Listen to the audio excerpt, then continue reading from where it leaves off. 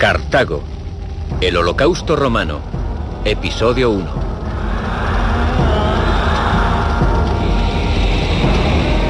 Delenda es Cartago. Cartago debe ser destruida.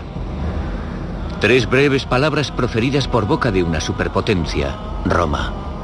La sentencia de muerte para uno de los imperios más deslumbrantes del mundo antiguo.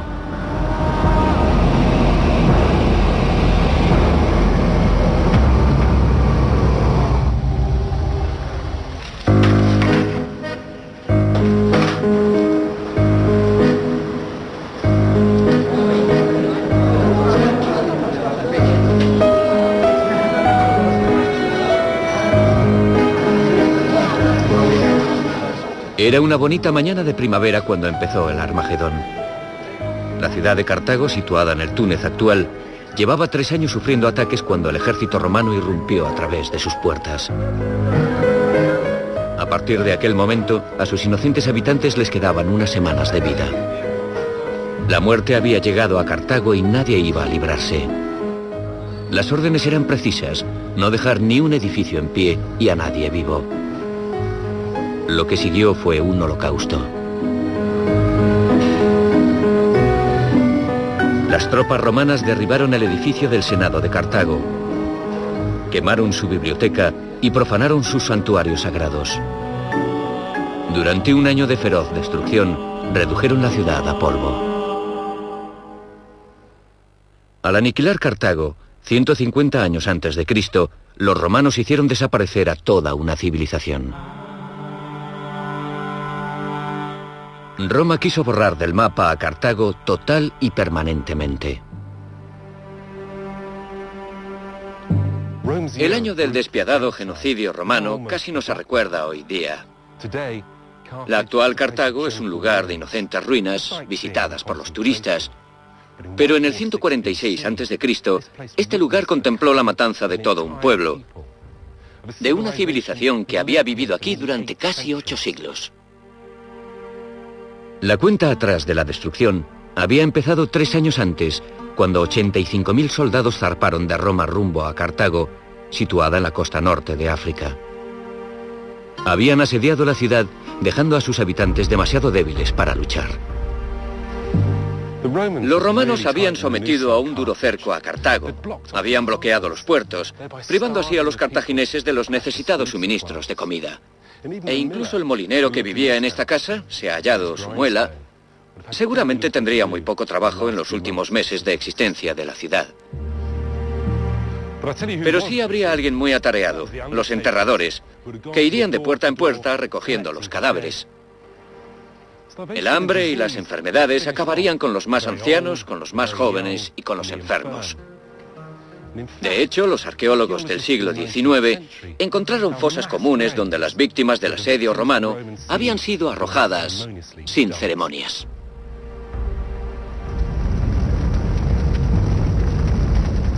El ejército romano incendió la ciudad distrito por distrito, convirtiéndola en un infierno en llamas.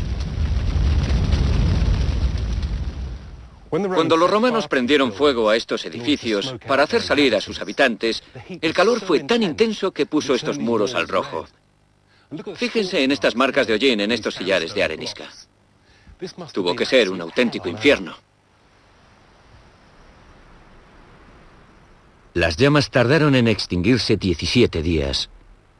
Después los soldados romanos pasaron un año demoliendo hasta los cimientos las estructuras carbonizadas. Bajo esta plataforma hay palacios, calles, templos y tiendas.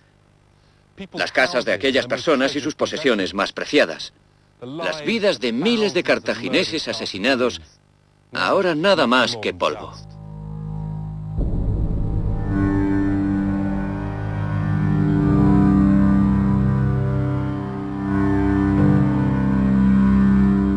Cartago, un nombre famoso. ¿Pero qué sabemos de ella en realidad?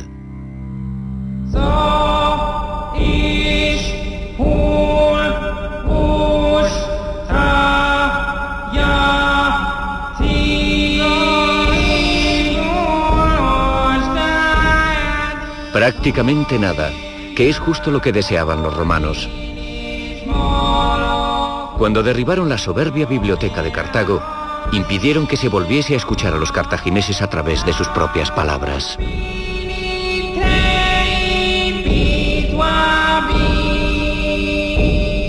Nos legaron una historia escrita por los vencedores, que ha deformado totalmente nuestra visión del mundo antiguo.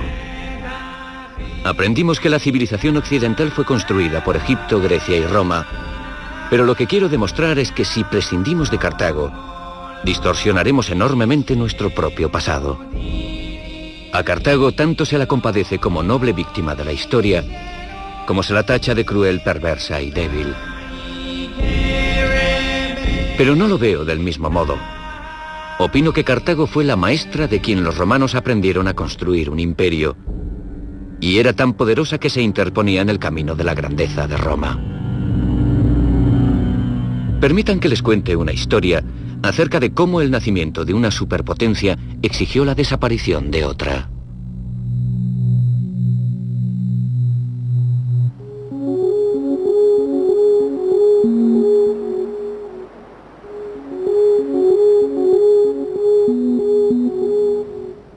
Llevo ya casi 10 años viniendo a Túnez, pero el holocausto de Cartago sigue resultándome muy aleccionador.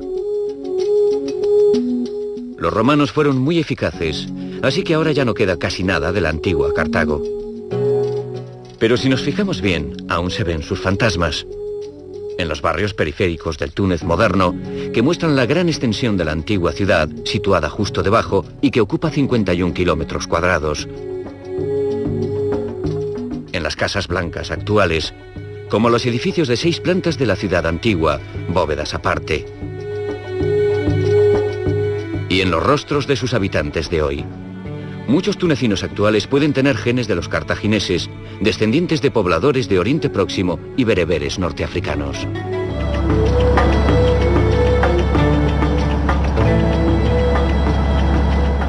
Los marineros de los barcos mercantes se quedarían boquiabiertos ante los relucientes muros blancos de los imponentes puertos, las hileras de casas, palacios y templos que conducían a la gran ciudadela reluciente bajo el sol matutino. Pero en vez de su impresionante metrópolis, el logro más duradero de los cartagineses fue el desarrollo del Mediterráneo occidental.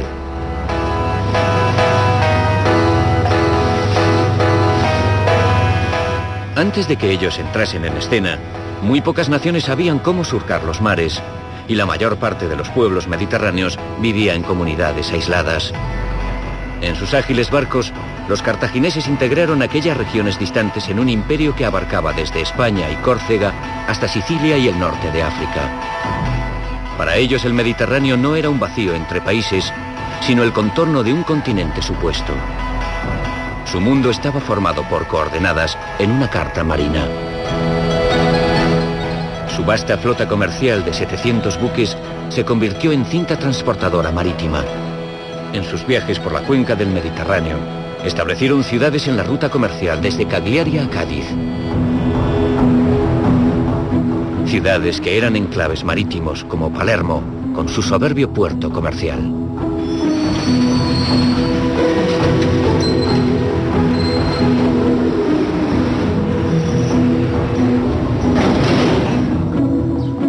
El imperio de Cartago integró tierra y mar en un solo ecosistema. En todas las tierras que colonizaron, la habilidad de los cartagineses convirtió el terreno silvestre en fértil tierra de cultivo. Un ejército de alfareros moldeó ánforas de barro para transportar esas riquezas por todo el mar. Esos recipientes se llenaban hasta el borde con aceitunas y aceite de oliva, uvas, vino y grano, alimentos básicos de la vida mediterránea aún hoy día.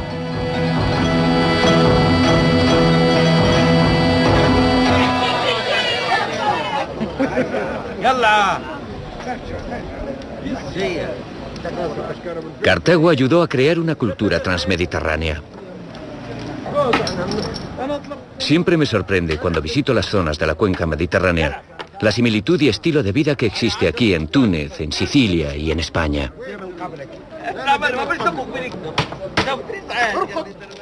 Dejemos de pensar en el Mediterráneo occidental como mar europeo. En el año 500 a.C. era un mar africano, gobernado por sus propietarios indiscutibles, los cartagineses. Cartago era el amo del Mediterráneo occidental. No tenía rival. ¿Y Roma? No era más que una pequeña ciudad-estado del centro de Italia. No tenían la misma categoría ni por asomo.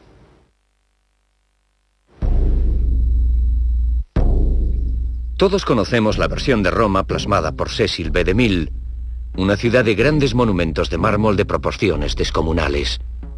Pero en el 500 a.C., Roma estaba hecha de madera y adobe.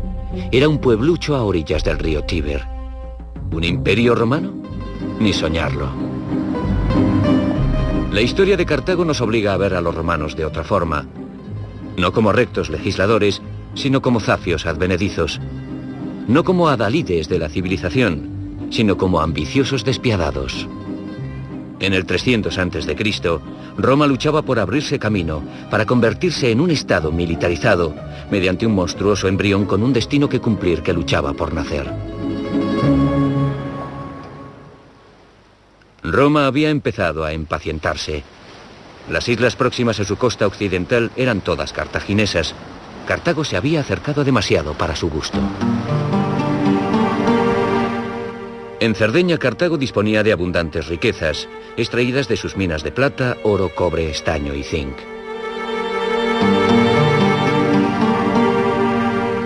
Los cartagineses deseaban poseer territorios en Cerdeña.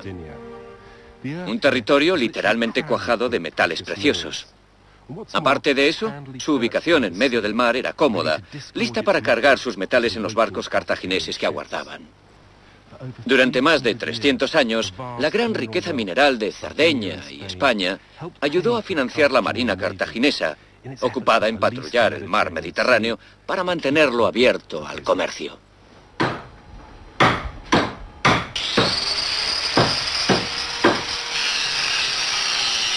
Lo que importaba era el control del mar. Aunque sus rivales se hicieron con flotas navales, los cartagineses iban muy por delante de ellos. Sus barcos podían ensamblarse en muy poco tiempo, porque se fabricaban por piezas que llevaban las instrucciones de montaje escritas en la madera. Un diseño revolucionario muy inspirado que un día contribuiría a la caída de Cartago.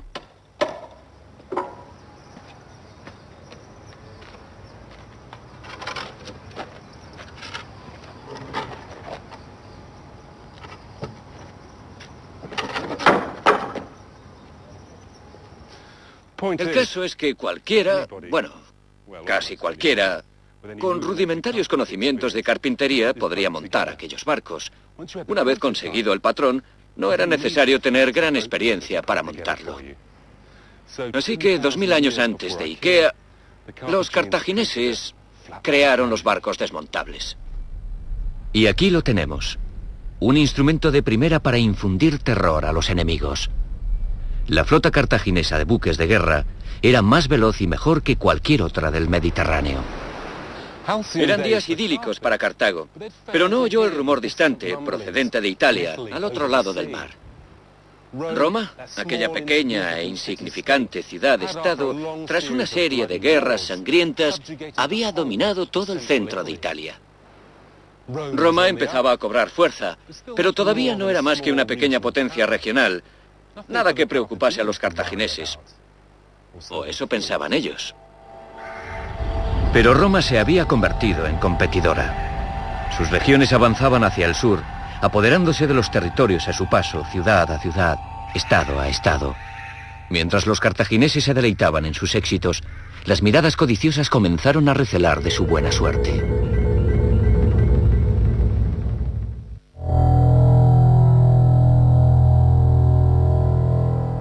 Desde sus humildes comienzos, el ascenso de Roma había sido incesante. En el siglo III a.C. se había abierto paso por Italia con determinación, suerte y una fuerza arrolladora. No pasó mucho antes de que los rudos dominadores de la tierra se planteasen una nueva meta, el mar. Los días del dominio solitario de Cartago sobre el Mediterráneo se habían acabado. En el 275 a.C., Roma había conquistado prácticamente toda Italia, y entonces empezó a codiciar las lucrativas rutas comerciales del sur que Cartago controlaba. Pero antes de poder efectuar un ataque en serio, Roma debía conquistar el mar. El bocado más suculento de Cartago era Sicilia, a casi medio camino entre Roma y el norte de África, un importante enclave para luchar por su control. El desafío inicial dio paso a la guerra diplomática. Cartago prometió mantenerse alejada de Italia si Roma lo hacía de Sicilia. Pero me da la impresión de que los cartagineses no comprendieron con quién estaban tratando. Roma estaba controlada por una nueva élite, los nuevos ricos, sobrados de dinero y faltos de escrúpulos, que anhelaban los encantos de Sicilia.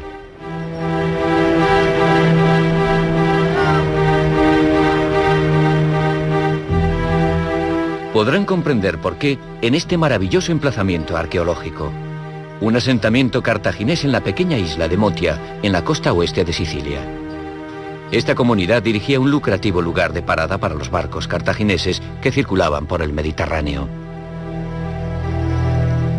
Aunque los romanos tenían buenas razones para estar tan interesados en Sicilia, Roma estaba dominada por el miedo. Sicilia estaba a muy poca distancia de la península italiana, y lugares como este puerto de Motia, eran estupendos para que los barcos cartagineses pudieran rearmarse y reabastecerse en un posible ataque contra tierras italianas. Otro motivo para la agresividad de Roma era la codicia. Los comerciantes, transformados en políticos, que ahora controlaban Roma, habían hecho fortuna comerciando en el Mediterráneo sur. Y uno de sus mejores clientes había sido Cartago. Lo que pensaban ahora era que si controlaban lugares como este, lograrían inundar el norte de África con sus productos. Y así, el miedo y la codicia, los belicosos gemelos de Roma, intentaron su primer ataque al imperio de Cartago, 264 años antes de Cristo. La historia lo denomina Primera Guerra Púnica, pero lo considero algo más que un simple conflicto de la antigüedad. Su brutalidad no tuvo parangón y duró 25 años. Lo que es más, marcó el nacimiento sangriento de Roma como imperio. Estas son las aguas donde otrora lucharon los barcos romanos y cartagineses en una guerra que cambiaría irreversiblemente el equilibrio de poder en el Mediterráneo. La Primera Guerra Púnica supuso un verdadero punto de inflexión para el Imperio Romano. Roma, tradicionalmente una potencia terrestre, al fin plantaba batalla en el mar, pero la lucha estuvo muy reñida. Escuchen esto para hacerse una idea. Los romanos perdieron 700 barcos comparados con los 400 de los cartagineses, y las cosas les fueron de mal en peor. Un almirante romano, frustrado porque los pollos sagrados que debían darles buena suerte no querían comer, los tiró por la borda diciendo: si no tienen hambre, a lo mejor prefieren beber un poco. Luego le tocó presenciar la mayor derrota naval que haya sufrido Roma, ya que perdió toda su flota.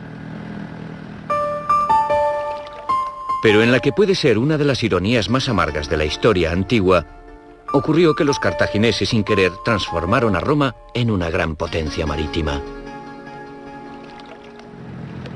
El curso de la guerra estaba a punto de cambiar. Por una suerte increíble, un barco de guerra cartaginés se adentró en aguas romanas. Al capturar el barco, Roma tuvo entonces la estupenda oportunidad de aprender a construir los mejores navíos de guerra de los mares. Los carpinteros romanos lo desmontaron de inmediato y descubrieron que cada pieza estaba marcada con una letra. Sin perder un momento, la marina romana copió el barco, tabla por tabla, clavo por clavo, gracias a aquellas instrucciones tan amablemente dejadas por los cartagineses. Y en poco tiempo, Roma contó con una flota idéntica.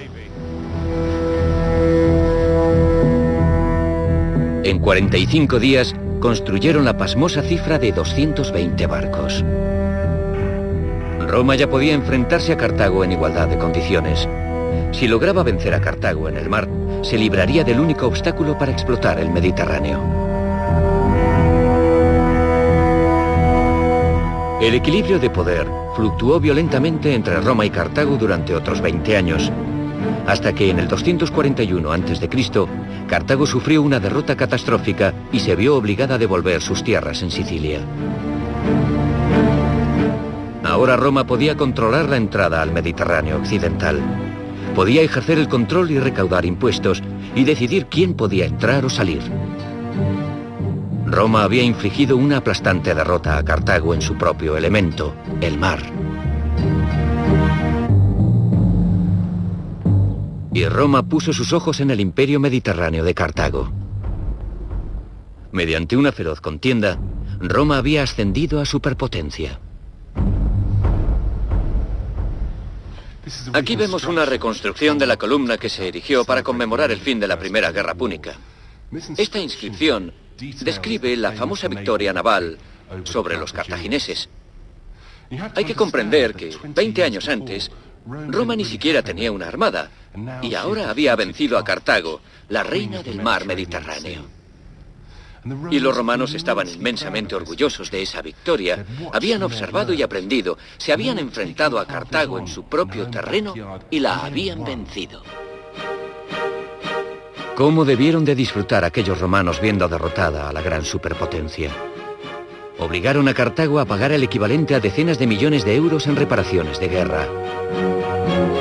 Para mayor humillación, la marina romana se apoderó de Cerdeña al año siguiente y exigieron otra enorme indemnización a Cartago. Después, con codicia desenfrenada, Roma agregó nuevas cláusulas al tratado de posguerra, argumentando que las iniciales eran demasiado indulgentes. Esas duras cláusulas y humillaciones hirieron profundamente a Cartago, y Roma, al quebrantar lo estipulado en su propio tratado de paz, acumulaba problemas para el futuro.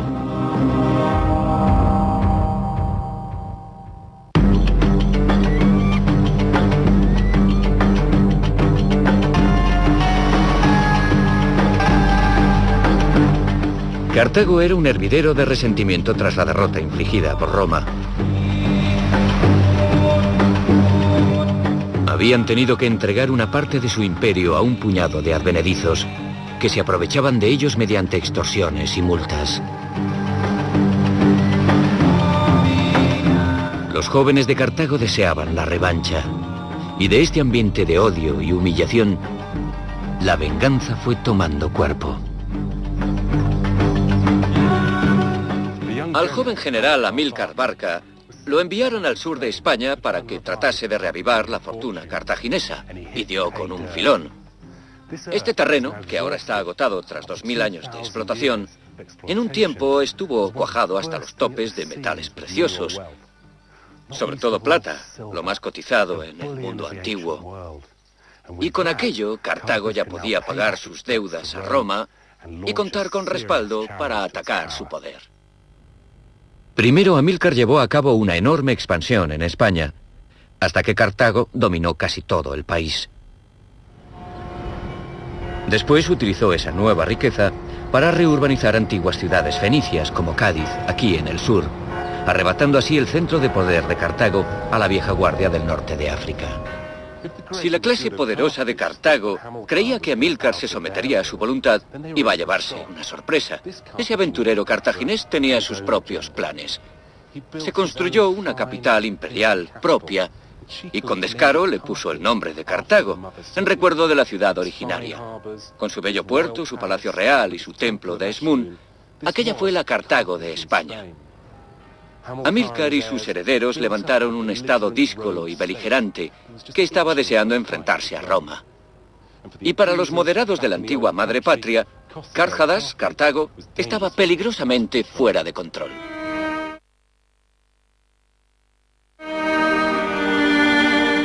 Bajo las aguas de este valle yace lo que queda de las extensas minas cartaginesas que Amílcar explotaba para reunir suficientes fondos y financiar un ataque contundente contra Roma.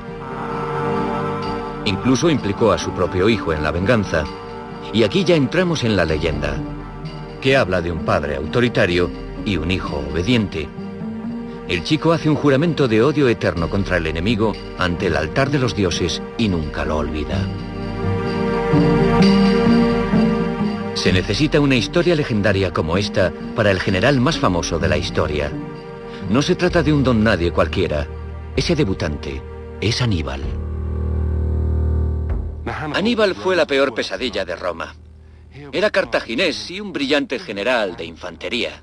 Echó los dientes aquí, en las montañas del sur de España, en las campañas contra las tribus.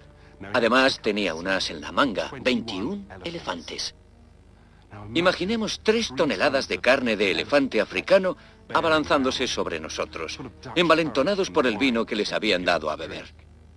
Pero las cosas no siempre salían según lo planeado. A veces esos elefantes atacaban a sus propios soldados.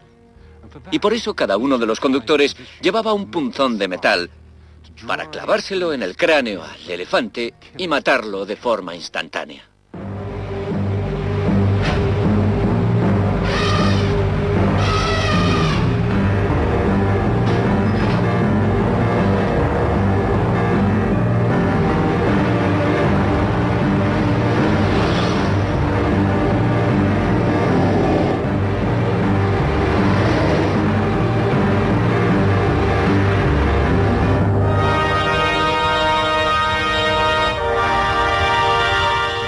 A Aníbal le encantaba hacer lo que menos esperaba su enemigo.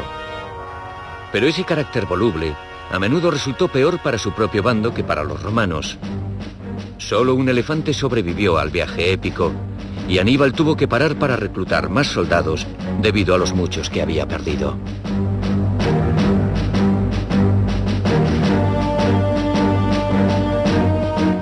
Mucho se ha hablado del odio patológico que Aníbal sentía por Roma, pero en mi opinión su comportamiento estaba motivado por la jactancia. Era como si necesitara atacar a sus enemigos, como si le gustase retarlos, pero no como parte de una planificada estrategia militar. Aníbal era un oportunista, pero un oportunista triunfador. España, la Galia, Italia y como destino final, Roma. Cuando Aníbal volvió a África por primera vez después de 30 años, imagino que se quedaría conmocionado y decepcionado. Se vio desdeñado por la ciudad en cuyo nombre había luchado. Había pasado la mayor parte de su vida en España y sus compatriotas cartagineses desconfiaban de él. En lugar de recibirlo como a un héroe, los ancianos de la ciudad le hicieron el vacío como a un forastero. Incluso intentaron negociar un tratado de paz secreto con Roma a sus espaldas. Y en el 202 a.C., en Zama ocurrió lo inevitable. El legendario Aníbal sufrió una derrota total y demoledora, infligida por el ejército romano. Todo había acabado. Cartago lo recompensó por sus esfuerzos con un breve periodo en el gobierno, pero el agotado general se retiró pronto. Roma envió sicarios tras Aníbal, pero les arrebató el triunfo simbólico de su asesinato, suicidándose con veneno. Incluso después de su suicidio, continuó siendo una oscura presencia en la imaginación de los romanos, como mítico poder demoníaco al que recurrirían durante décadas cuando Roma necesitaba un enemigo. Aníbal se había burlado de Roma con el fantasma de su propia muerte, y Roma jamás perdonaría ni olvidaría. Y Cartago pagó por aquello. A los miserables despojos de su poderosa flota les prendieron fuego delante de la ciudad. Confiscaron todos sus territorios en el extranjero y se le impuso una multa que hoy equivaldría a miles de millones de euros que debía pagar a Roma en los 50 años siguientes. Cartago estaba vencida por completo.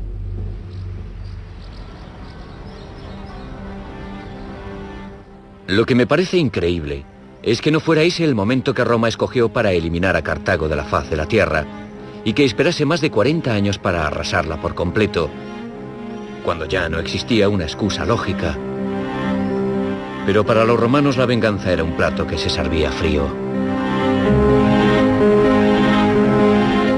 Este es el lugar donde ocurrió todo, el extraordinario edificio del Senado de Roma. Aquí fue donde los radicales y moderados debatieron cómo resolver un problema como el de Cartago.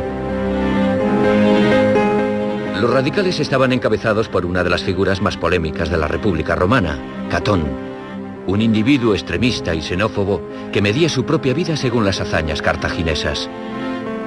Escribió: «Me alisté en el ejército a los 17 años, cuando Aníbal tenía la suerte de su parte y se dedicaba a arrasar Italia».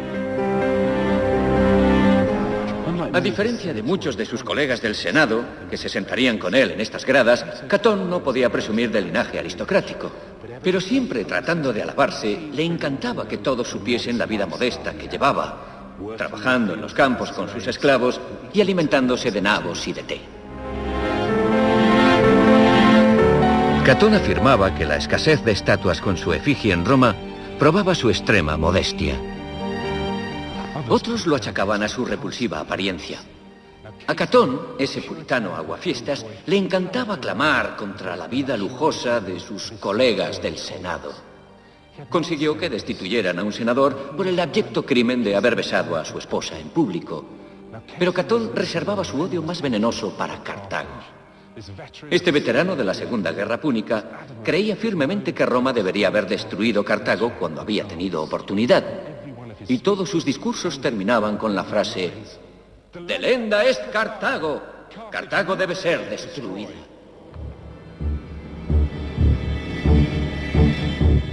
Por entonces, Catón era solo la sombra malevolente de la política extremista romana. Tenía un poderoso oponente, el aristócrata Escipión, que lideraba la facción antibelicista. «Cartago es la piedra de afilar de nuestra grandeza», recordaba Escipión a sus compañeros. Era aquel valorado rival el que mantenía a Roma en forma. Y Roma, decía él, caería en la codicia y la autocomplacencia si se convirtiese en una única superpotencia. Así que el moderado Escipión agradecía una Cartago fuerte que salvase a Roma de sí misma.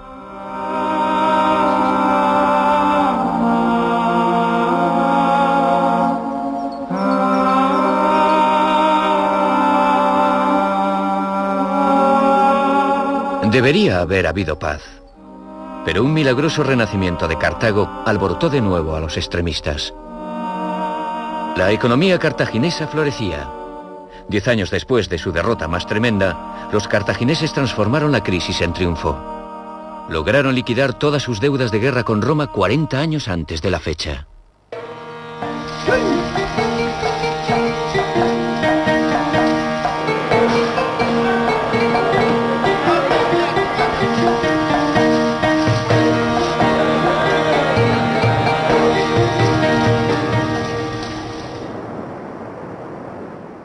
En el 153 a.C., un Catón de 81 años visitó Cartago como parte de una delegación y observó horrorizado lo rica que era de nuevo la ciudad. Incluso sospechó que los cartagineses estaban quebrantando los tratados de limitación de armamento establecidos 50 años antes. Desde luego no era ese el efecto deseado de todos aquellos tratados punitivos. Imagínense la tremenda decepción de aquel hombre. Cartago se negaba a morir. Y para Catón, aquel peligroso rival, debía ser eliminado de una vez por todas. Ignorando al Senado, Catón montó una farsa para el pueblo con un encanto nauseabundo a más no poder.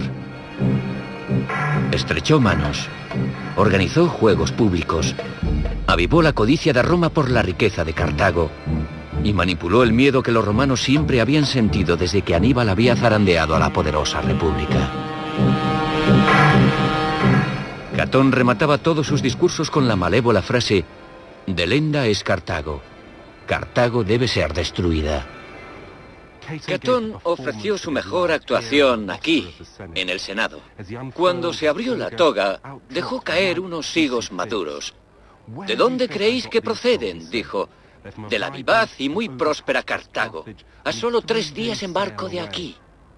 El debate estaba ganado. Catón había conseguido triunfar sobre el enemigo al que había odiado toda su vida. A partir de aquel momento, Cartago vivía de prestado. Catón ahora buscaba la excusa que necesitaba para justificar su destrucción. Pero Cartago captó el cambio de aires de Roma. Todavía no se había acabado todo. En esta pequeña isla de Cartago, el arqueólogo británico Henry Hurst ha hecho un descubrimiento maravilloso. Esto era un complejo naval secreto para 180 navíos de guerra cartagineses. Esta rampa que vemos aquí y muchas otras que hay alrededor de toda la isla llegaban justo hasta la orilla del mar. Y los barcos que necesitaban rearmarse y reabastecerse eran conducidos hasta el centro de la isla. Pero ¿cuándo construyeron esta maravilla de la ingeniería naval? La cerámica que los arqueólogos encontraron en este lugar y bajo la propia estructura está datada al final de la Segunda Guerra Púnica, cuando Cartago había prometido solemnemente que mantendría solo una flota de 10 barcos de guerra. Así que alguien estaba quebrantando las reglas.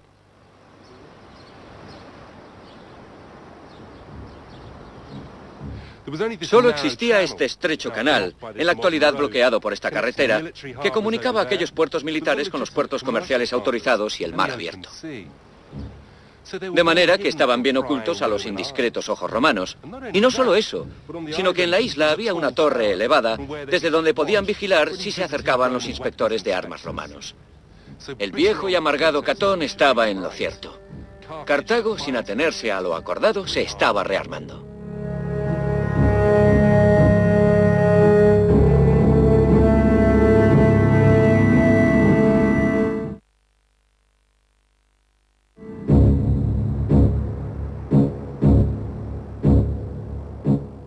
Dos años después de la visita de Catón, en el 151 a.C., un joven líder fogoso llegó al poder en Cartago.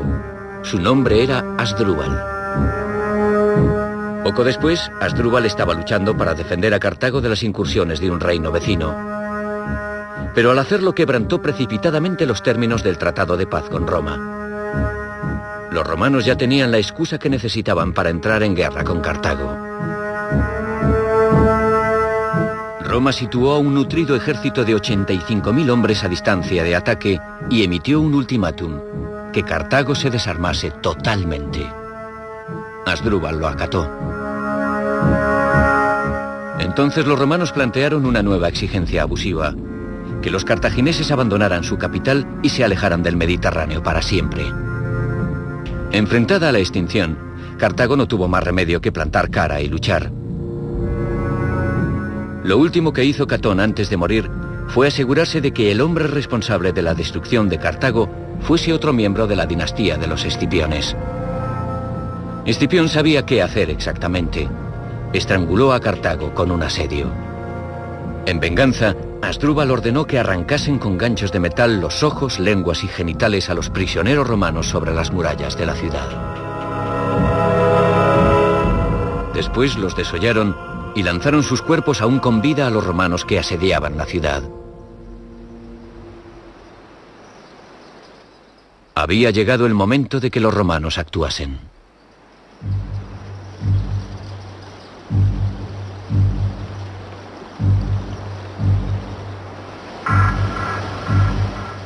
Un bonito día de primavera. Los soldados romanos lograron franquear la entrada del puerto de Cartago y Escipión ordenó el asalto final a la ciudad asediada y sus hambrientos habitantes. Pero antes arengó a sus tropas con estas palabras espeluznantes: sembrad el miedo, el pánico y el terror en esta ciudad de Cartago. En los días siguientes los soldados obedecieron las órdenes al pie de la letra. Tras capturar la parte inferior de la ciudad, Escipión se centró en el premio más codiciado, el centro de Cartago, la colina de Birsa, último refugio de los habitantes de la ciudad. 3 calles conducían colina arriba. Las casas que las flanqueaban estaban muy juntas y tenían hasta 6 plantas de altura. Al avance de los soldados romanos, respondían los cartagineses lanzando proyectiles desde los tejados. Pero Escipión, militar con experiencia, sabía contrarrestar semejantes tácticas. Ordenó que prendieran fuego a las casas, pero que los pasillos inferiores quedasen a salvo. De esa forma, los escuadrones de la muerte podían continuar con su trabajo. Mientras el fuego se iba extendiendo a cada vez más casas, los hombres, mujeres, ancianos y niños que se habían escondido en esos edificios se desplomaban junto con los escombros en llamas. Sus cuerpos, carbonizados y mutilados, eran brutalmente apartados del camino por las cuadrillas romanas de limpieza. Tanto los vivos como los muertos eran lanzados a enormes fosas y otros resultaban aplastados por los caballos de los romanos hasta que sus rostros dejaban de tener apariencia humana. La ciudad quedó sumida en este torbellino infernal durante 6 largos días y noches. Escipión, como cualquier eficaz jefe de escuadrón de la muerte, rotaba a sus soldados con regularidad, no solo para que mantuviesen la fortaleza física, sino también la cordura. Al 7º día, Escipión se dirigió a un lugar elevado y, observando la ciudad, calculó que el brutal conflicto tardaría muchos días aún en acabarse. Pero estaba equivocado, porque un grupo de ancianos cartagineses desafió a su líder, Asdrúbal, por haberse tomado la justicia por su mano. Le rogaron a Escipión que le salvase la vida, y él accedió a su petición. Ese mismo día, 50.000 hombres, mujeres y niños atravesaron una portezuela de la muralla para convertirse en esclavos miserables. Al ver que su pueblo abandonaba en tropel la ciudad sitiada, Asdrúbal acabó perdiendo el valor y fue ante Escipión para suplicar clemencia. Esa cobardía no pasaría desapercibida ni sin castigo. Su esposa se había refugiado del fuego en el tejado del gran templo de Esmún, junto con sus hijos. Rodeada por las llamas, expresó su desprecio hacia el traidor Asdrúbal. Mirando a su amedrentado marido, profirió una dura reprimenda. Malvado, traidor, el más afeminado de los hombres. Este fuego nos matará a mí y a mis hijos. ¿Pero qué será de ti, gran comandante de Cartago? ¿Qué castigo te infligirá el hombre a cuyos pies estás postrado? ¿Qué triunfo romano honrarías? Tras estas palabras mató a sus hijos y los lanzó a las llamas, y luego saltó tras ellos. Cartago estaba muerta. Después de este espeluznante episodio criminal, las ruinas carbonizadas de Cartago se desmantelaron por completo. Miles de soldados romanos pasaron un año entero cumpliendo al pie de la letra las palabras de Catón. En el mundo moderno, Hiroshima y Nagasaki quedaron destruidas en una mañana con solo pulsar un botón. Pero en el mundo antiguo, para destruir una ciudad había que trabajar duro. Así que, ¿por qué lo hizo Roma? Al final, creo que fue el frío pragmatismo el que selló el destino de Cartago. Roma comprendió que solo podría llegar a ser una superpotencia mundial eliminando a sus oponentes mejor dotados. Increíblemente, ese mismo año Roma hizo lo mismo con la gran ciudad griega de Corinto. Lo hicieron una vez, lo hicieron 2 veces. No era necesario hacerlo una tercera. Fue la perfecta demostración del poder absoluto de Roma. La destrucción a sangre fría de 2 de las mayores ciudades del mundo mediterráneo era una clara advertencia. Había llegado la Roma imperial.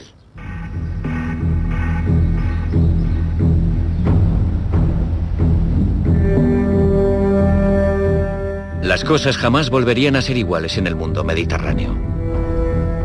Ahora todo se haría siguiendo un gran proyecto imperial, y el Mediterráneo se convertiría en el supermercado de Roma. Cuando se enfrentaron por primera vez, Cartago era la reina del Mediterráneo. Pero 100 años después, Roma lo denominaba como Mare Nostrum, nuestro mar.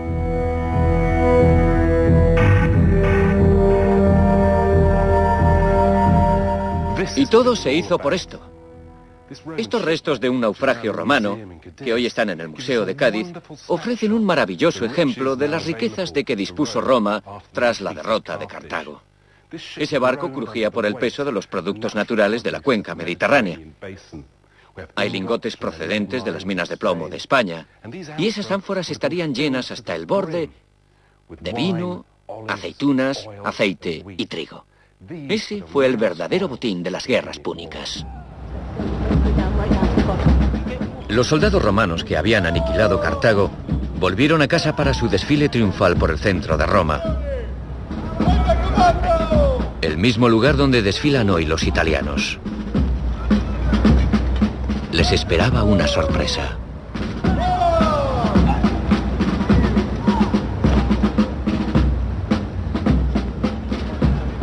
Los cartagineses no fueron los únicos que se encontraron en el bando perdedor de las guerras púnicas. ¿Qué obtuvieron los campesinos que constituían la columna vertebral del victorioso ejército romano de los 20 años de agotador conflicto militar?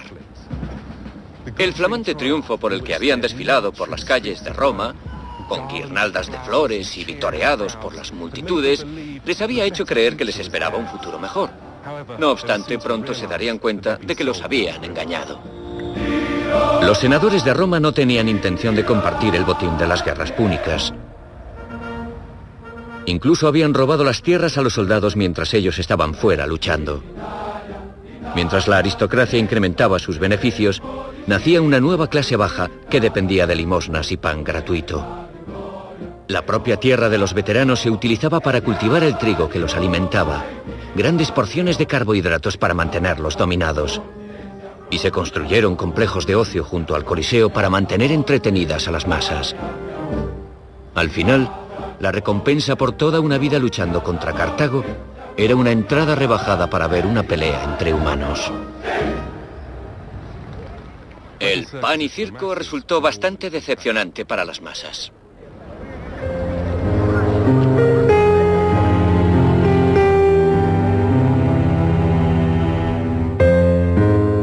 Durante 150 años, la historia de estos dos imperios rivales, Roma y Cartago, estuvo vinculada en la riqueza y en la pobreza, en la Guerra Fría y en la batalla. Para Roma el enfrentamiento con Cartago había sido un aprendizaje a sangre y fuego. Cartago llevó al límite a Roma, cuando el enfrentamiento dio paso a la guerra y esta al Armagedón. Sin Cartago, Roma nunca se habría convertido en una superpotencia. Pero todavía no se había acabado todo. Derrotada, Cartago le sería más útil a Roma que nunca.